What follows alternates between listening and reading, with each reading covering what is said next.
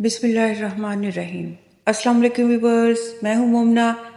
Viewers, آج جو واقعہ آپ کے ساتھ شیئر کروں گی بہت ہی خوبصورت واقعہ ہے۔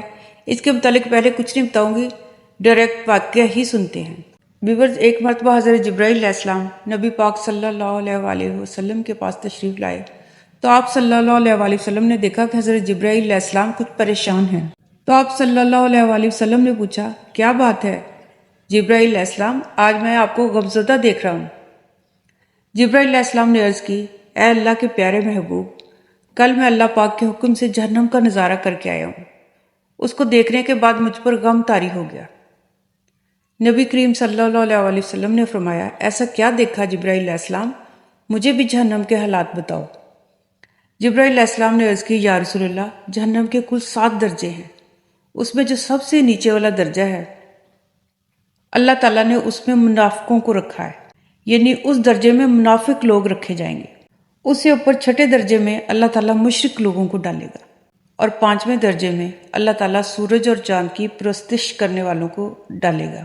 4تھے درجے میں اللہ پاک آگ کی پوجا کرنے والوں کو ڈالے گا، اور تیسرے درجے میں اللہ پاک یہودیوں کو ڈالے گا، اور دوسرے درجے میں اللہ پاک عیسائیوں کو ڈالے گا۔ یہ کہہ کر جبرائیل علیہ السلام خاموش ہو گئے۔ تو نبی کریم صلی اللہ علیہ وسلم نے پوچھا، جبرائیل، آپ خاموش کیوں ہو گئے؟ مجھے بتائیے کہ پہلے درجے میں کون ہوگا؟ تو جبرائیل علیہ السلام نے عرض کی، یا رسول اللہ، پہلے درجے میں آپ کی امت کے گناہ گاروں کو ڈالا جائے گا۔ جب نبی کریم صلی اللہ علیہ وسلم نے یہ سنا کہ میری امت کے گناہ گاروں کو بھی جہنم میں ڈالا جائے گا تو آپ بے حد غمگین ہوئے، اور آپ صلی اللہ علیہ وسلم نے اللہ کے حضور دعائیں کرنا شروع کر دی۔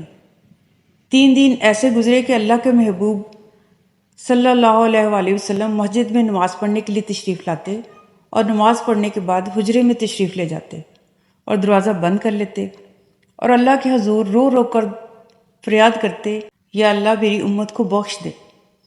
صحابہ کرام حیران تھے کہ نبی کریم صلی اللہ علیہ وسلم پر یہ کیسی کیفیت طاری ہے کہ مسجد سے حجرے جاتے ہیں اور پھر وہیں رہتے ہیں، گھر بھی تشریف لے کر نہیں جاتے۔ جب تیسرا دن ہوا، حضرت ابو بکر صدیق رضی اللہ تعالیٰ عنہ سے رہا نہ گیا۔ وہ دروازے پر آئے اور دستک دی اور سلام کیا، لیکن سلام کا جواب نہیں آیا۔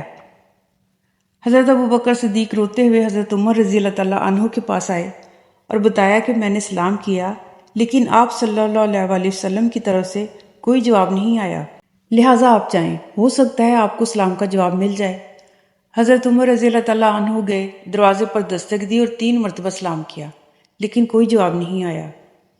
حضرت عمر رضی اللہ تعالیٰ عنہ نے حضرت سلیمان فارسی کو بھیجا کہ آپ جائیں، ہو سکتا ہے کہ آپ کے سلام کا جواب آ جائے۔ حضرت سلیمان فارسی رضی اللہ تعالیٰ عنہ گئے تو کوئی جواب نہیں آیا۔ حضرت سلیمان فارسی نے اس واقعے کا تذکرہ حضرت علی رضی اللہ تعالیٰ عنہ کے ساتھ کیا۔ انہوں نے سوچا کہ جب اتنی عظیم شخصیات کو سلام کا جواب نہیں ملا تو مجھے بھی خود نہیں جانا چاہیے، بلکہ ان کی نور نظر لاڈلی بیٹی حضرت فاطمہ کو بھیجنا چاہیے۔ لہٰذا حضرت علی رضی اللہ تعالیٰ عنہ نے حضرت فاطمہ کو تمام واقعہ بتایا اور کہا کہ آپ جائیں تو یقیناً دروازہ کھل جائے گا۔ چنانچہ حضرت فاطمہ رضی اللہ تعالیٰ عنہ گئی اور فرمایا، ابا جان السلام علیکم۔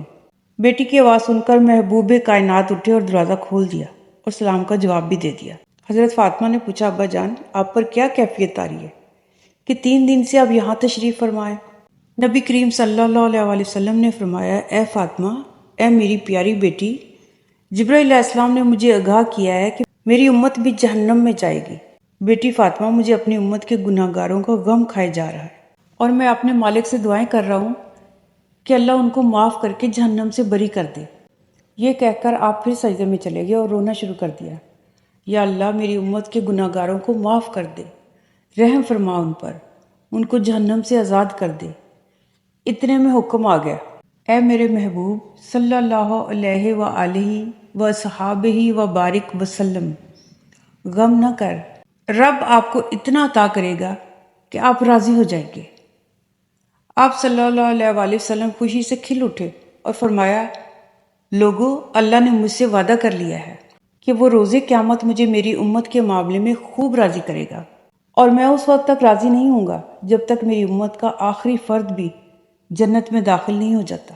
ویورز، ہمارے پیارے نبی حضرت محمد صلی اللہ علیہ وسلم اپنی امت سے کتنا پیار کرتے تھے، اس کو ہم الفاظ میں بیان ہی نہیں کر سکتے، لیکن ہم درود پاک تو پڑھ سکتے ہیں، اور اسی ویڈیو کے اینڈ میں آپ لوگ بھی درود پاک ضرور پڑھیے گا، بلکہ درود ابراہیمی کو پڑھنے کا اپنا معمول بنا لیں تاکہ ہم اپنے پیارے نبی سے محبت کا اظہار کر سکیں۔